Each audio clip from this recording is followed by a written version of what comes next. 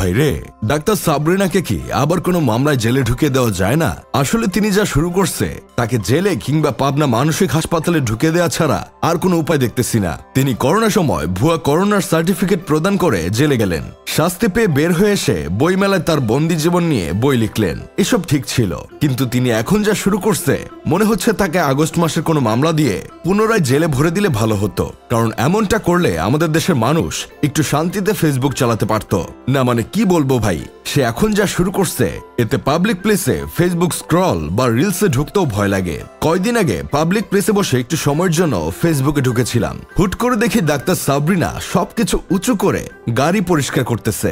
এসব দেখে আশেপাশে সবাই আমার দিকে এমন ভাবে তাকিয়ে রইল যেন আমি ডাক্তার সাবরিনার অনেক বড় ফ্যান। তার ভিডিও দেখার জন্যই আমি ফেসবুকে ঢুকছি।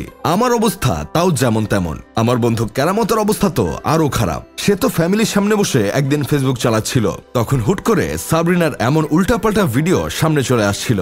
তাহলে একবার চিন্তা করে দেখেন, ফ্যামিলির সামনে এমন উল্টাপাল্টা অঙ্গভঙ্গি করা মহিলার ভিডিও সামনে আসলে কি অবস্থা হতে পারে। তিনি ডাক্তারি ছেড়ে দিয়ে লেখকের দুনিয়া আসতেছিল, তাতে আমার কোনো মাথা ব্যথা নাই, কিন্তু এখন তো অলরাউন্ডার হতে চাচ্ছে ভাই। এক এক সময় এক এক রোল প্লে করে যাচ্ছে। লেখক থেকে হঠাৎ করে দেখি সে ইনফ্লুয়েন্সার হয়ে গেছে, বিভিন্ন জায়গায় গিয়ে ব্র্যান্ড প্রমোট করতেছে। আবার দেখি হুট করেই মডেল হয়ে গেছে। কয়দিন ধরে শুনতেছি তিনি একটা নাটকে অভিনয় করতেছে, ফজলুর রহমান বাবুর সাথে নাকি জুটি বেঁধেছেন তিনি। আসলে আমি তো এটাই বুঝি না, এদের দিয়ে নাটক বানায় কে? এই ধরনের মাথা মোটা পরিচালক কারা ভাই?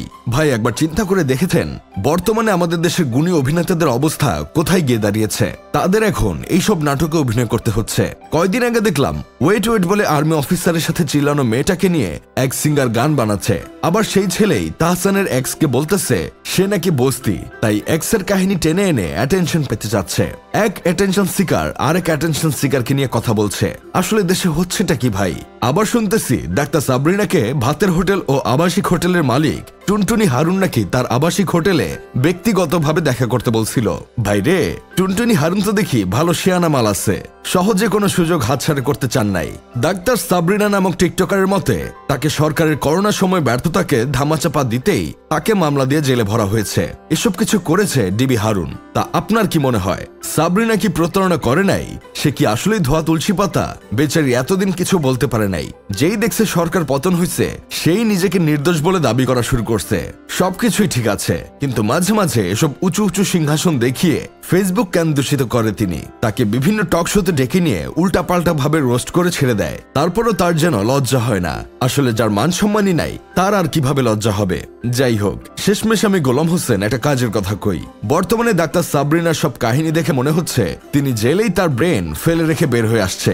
যদি ব্রেন সাথে নিয়ে আসতো তাহলে কোনোভাবেই এই ধরনের কাজ করা সম্ভব হতো না। তার ব্রেনটা পুনরায় আবার নিয়ে আসার জন্য হলেও আরেকবার জেলে পাঠানো উচিত।